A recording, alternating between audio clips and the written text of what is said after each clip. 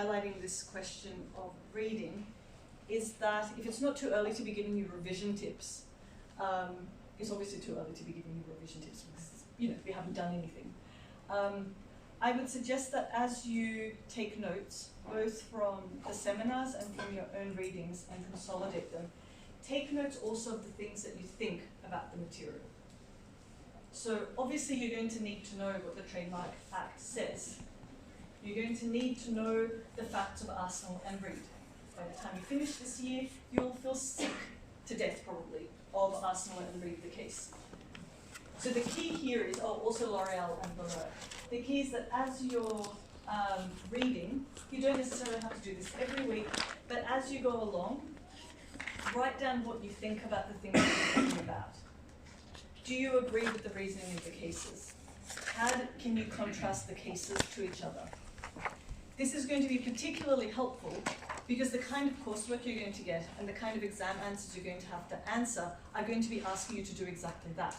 Now, you won't know what the question is, but if you've thought about it in advance, it will actually make it much more straightforward to answer, because it's not sort of going to throw you.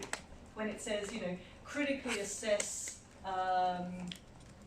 the absolute ground for refusal of trademarks. Again, that's a bit broad. But if you already have thoughts about the absolute grounds for refusal, it's going to be much easier to answer that question. On the reading point, you will see that in the syllabus, because this was done a little while ago, this is on page 7, there is no prescribed text, but there are 2 texts mentioned. One of them is the Bentley and Others intellectual property, and the other one is the Brown and Others. And just in the interest of full disclosure, I'm one of the others. And we have actually now submitted it to the publisher, and it actually exists, so it's no longer forthcoming. But if you're looking at it, this is the version. So don't look at the 4th edition. You want the 5th one for Brown and the 5th one for Bentley. And all of these are available in high demand in the library. So at various points, I will suggest readings from the textbooks. In my experience of teaching this class before, often it helps to start with this book as sort of the classic sort of textbook, and then reading Bentley on top of that, in terms of providing sort of more detail for some of the areas. But again, it's up to you. See how you go with them. What was the name of that book? Contemporary Intellectual Property. It's Contemporary Intellectual Property Law and Policy. Yeah. There was no digital version of that online in the library. So I thought maybe if every one of us just takes one from the library, then there will be no left. So I ordered a used book, but it's not that edition. It's the further one, to just get an overview, and I can read the rest from the newest. But is that wrong? Is it very different? Yeah, unfortunately it is because of the EU trademarks regulations. Okay. So it'll be, at least in terms of trademarks, which is what we need, this would make more sense. Now, if everyone decides to use it, I have spare copies, which I can lend, because for some reason when you write, they sort of send you a box of them. And I can put them into the law workshop. And what I can also do is just ask the library to buy more. Yes. Yes. So can someone agree to send me an email so I can say, I have been asked? Our Vice President. Yeah. Yes, I think that's a good idea. If you could just send me an email about the textbook, that would be quite helpful. Okay, I will send. Yeah. Can we copy the book or not? Cheers, mate. Thank you. Well, I think I'm probably the wrong person to ask, and I suspect that OUP will probably say, actually no, because you're allowed to copy, a fair extract, which is 10%, which is not actually that much. But yeah, so I would use Heavy Demand in the main library, but also once you have access to it, you can use it in the law workshop. If you can't access it there, obviously, just ask me, and I can distribute. I can use one or two of my own spare copies. Yep.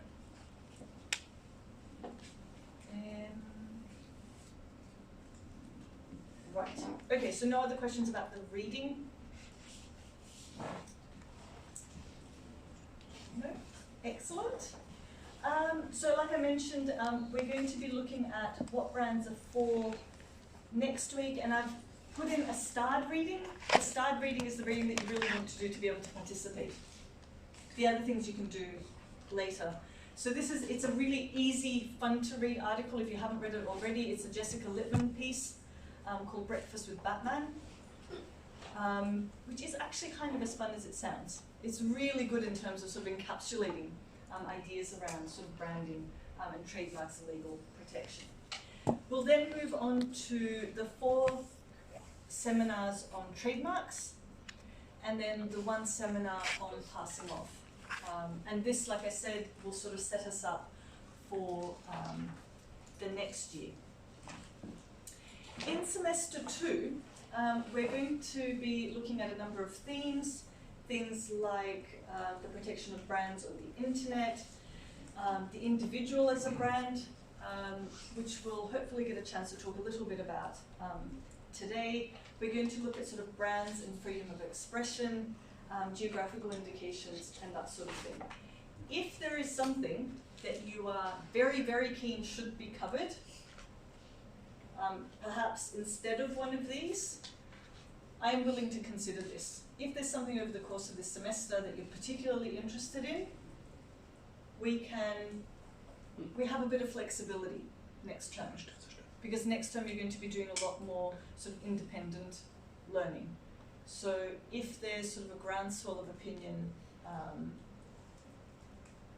in terms of studying something that's not on the list, that's a key theme, we can do that. Equally in terms of focusing on specific things. So when we look at sporting events, I tend to discuss sort of the FIFA World Cup and the Olympics. If you want to discuss different sporting events, we can obviously discuss different sporting events. This is not a problem. Right. The next thing to mention is the assessment. You will know that there is both formative and summative assessment. The formative assessment is the one that doesn't count towards your grade for this course. There will be a formative assignment that will most likely be due at the end of October. It's obviously only going to cover something that we would have done by then. So that tends to be fairly short. It's sort of 1,500 word piece of writing, probably on a certain aspect of trademarks, a particular trademarks rule. You will then have an exam in December, which is actually quite fortunate for you because when everyone else is doing lots of exams, next year you'll have not so many. This will be a 2-hour exam. It will have 1 compulsory question and then a choice of questions. So for anyone who's seen the exam from last year, you will see that I give you the exam in advance, which is maybe a little bit unusual in terms of what you've done before, depending on what uni you've been in. So 7 days before the exam, I basically put the exam paper up on Moodle so you can prepare. That of course also means that you can't bring anything into the exam unless for example, you meet whatever the requirements are in terms of bringing in a translation dictionary. But that's a separate issue. So that's not sort of one for me, that's sort of one for the postgraduate office. So the idea is that you have this exam paper in advance and you're able to prepare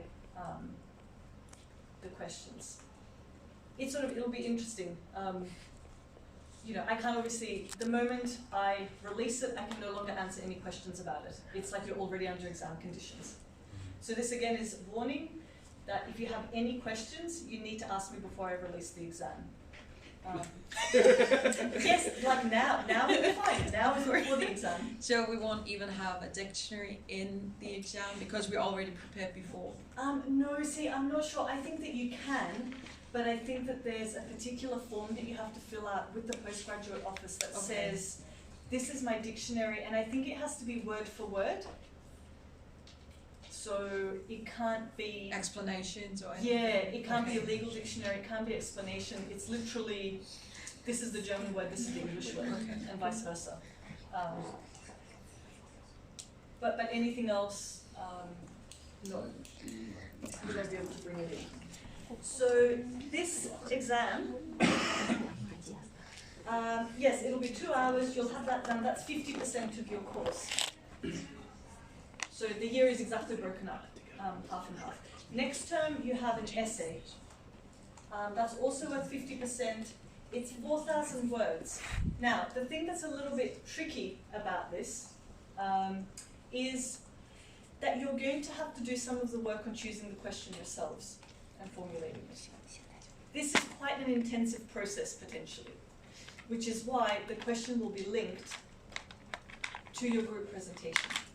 So you don't write the essay together, but you have the group presentation, which is effectively like a formative exercise. So you present the topic, your classmates can ask you questions, I can ask you questions and give you feedback. So the idea is that having picked your topic, this is a chance for you to get, maybe if there are things that don't quite work, to make them not work in advance. So by the time you sort of work out some of your ideas before you start writing. Are there any questions about that? Yep. Does that mean that everyone in the group is going to raise the same essay question? They can potentially, although you won't collaborate on the essay in any way. So it'll still be like the usual rules about don't talk to anyone. What do we call it? Collusion, I think is the word. But obviously it doesn't quite work because you work together on the presentation, but I'm not going to stop you at all from answering the same question. For some reason last year, a whole lot of students really wanted to write about geographical indications and Prosecco, which is fine. This is fine, there's a lot to say about this. Specifically also like sort of Prosecco and Australia's terrible track record of protecting EU GIs, which is fair. Australia is not sort of that keen on them. But yeah, so you can have potentially the same question, but you just write it individually. Yes? Can we choose the group members ourselves, or are you structuring the group? Yep, I'm structuring the group. So the way I did it last time is I put up all of the topics that we're going to be discussing. So the individual as a brand, sporting events, you pick the topic that you want, and then I basically assign the people at random. So say there are 8 people who pick sporting events, I assign you at random to groups of 4.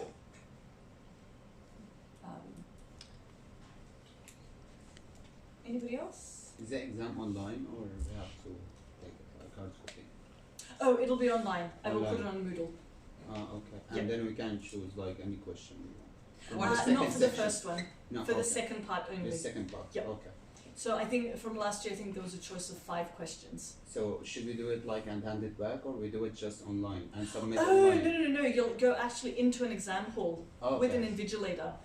Okay. The whole process will be exactly the same as for any other exam, just that unlike probably every other student, you will have seen the exam already. Okay. Yeah. So We the will see exam, the exam questions Yes. before we go to the exam. yes, That's cool. Thank you. excellent. At least we That's can cool. like prepare 50%. And the exam will be handwritten. So Yes, so the exam will be handwritten. So actually, this is a really good point. I think it's probably for all of your exams, it's probably quite a good idea to practice the handwriting in advance. To practice writing it, because you may end up preparing. So remember, there's a danger in an exam that you've seen before to want to do everything. But in practice, you still only have 2 hours. So absolutely, sort of, the fact that it's handwritten is important. Clearly, if for some reason you can't handwrite, or you need to dictate it to someone, please tell me or the disability service in advance, and we can organise for a note taker or something like that if that's necessary. Equally, if touch wood or whatever, you break a finger or something, and you can't do the exam, obviously tell someone, and we will deal with it sort of in the normal way. Are there any other questions about the assessment? Yeah. When are the exams going to be? In December. Do you know? Yeah, no, so I don't know. So usually it's about, between the 3rd and the 12th of December. I realise that this causes any amount of sort of hassle for people who want to go home for the holidays. Totally get it. Unfortunately, I can ask to have it early, but the usual answer I get is, well, there are X many sort of students, thousands of students also sitting exams. We can't guarantee anything. It's actually between the 9th of December till the 20th of December. Oh, so it's a bit later. Okay. So it's even a bit later. Right. Which It means could that be in the first Wait, week it or could in the be on second the last. week. It could be on the very last day. Unfortunately. That's bad. Yeah. So this is not unfortunately something that I have control Yeah. over. Because on It's the fine. in the beginning when they gave the induction and the timetable, they said they thought it would be up to 6th of September, December. Yes. Oh no. So you have time. Well, no. The idea is that the class is finished before. Yeah, but we wouldn't really be able to go away anywhere. would we? No. No, this is correct. I mean, you can go away, I suppose, and come back, but no, the issue is that the classes finish, and effectively then you have a revision period. When will we get the exam paper? She wrote me. Oh, you'll get the exam 7 days before the deadline. Sorry, 7 days before you're When do due we to know set the exam. when the date of the exam is? Because when we get the I'm trying to remember, at some point they produce a draft. I don't know whether that's maybe early November. I'm not quite sure, but it's done centrally. Certainly, as soon as I find out, I will say, but I'm not likely to find out, I suspect, more quickly than you are. There will be a sort of centralized email that goes around. So on the one hand, you might have a later exam and therefore more time to prepare. On the other hand, you won't be able to leave for your holidays as quickly as you'd like. So that's pretty much where it is. May I ask one question, please? Is for the answer for the exam would be in essay form or I don't know. Like, should we write essays like 1,000 word for each Right. question? Or So what do you prefer? Yeah, so this is not a question that I can answer immediately, in part because I'm fairly sure that last year the weightings of the essays were different. So the compulsory essay was worth more than the optional one, the one that you choose. Okay. The other reason I can't give sort of any more information about the form or the substance of it is that all of the assessment that we set needs to be run past the external. Now this will be familiar to the Scottish students, I expect, but every assessment that we set is sent to, say, a lecturer or professor at a different university in the UK. In our case, it's Professor Naniatis at Queen Mary in London. So until I get the okay for the assessment, I can't really say with sort of a degree of confidence that this is definitely what the assessment will be. Similarly, when you, sometimes when you get your marks, especially for essays, those marks will be provisional. That is to say that they're subject to change until such a time that they've been checked by the external examiner. So I first mark them. One of my colleagues second marks them, that is to say moderates them to make sure that I'm consistent. All of our marking then gets sent to the external, who looks also at a sample to check not only that we're internally consistent, but to make sure that it effectively meets the requirements of a UK Masters as a whole. So this takes a little bit of time. So sometimes you might get your grades, but we won't know that they're the final ones until they've been checked as a whole. So this has not happened before, but it's not beyond the bounds of possibility that someone decides that everyone's marks should go up or down. It's unlikely, but potentially. This is the sort of thing that the external examiner does. Again, I don't know whether this happens in other universities, but certainly it does in the UK ones. Okay, have we exhausted the topic of the assessment? Excellent. So as I mentioned, obviously if you have any other questions, you can email me. You can come to my office hours. Please check your email regularly and Moodle. I tend to post Moodle announcements that come to you as emails. If for some reason the classroom changes or there's an extra piece of reading or I'm directing you to say specific page numbers in the reading, all of this will be on Moodle. Okay, so we have about at least 15 minutes until we get to sort of the halfway point. I will just say actually, we have 2 hours normally, so this is a bit unusual because it's introductory. Usually we would have a break for 10 minutes in the middle, we don't have to have the break, we can finish earlier. However, it is quite long, so this is something we can sort of keep under review. What I'd like you to do now is to get into groups. Just to do a quick activity, just to start to sort of get us thinking about brands and branding. And like I said, I'd like you to get into groups where you're not all from the same jurisdiction, basically. I think we've all sort of introduced ourselves. I think that you can do this. So maybe get into groups of 3 or 4 or 5.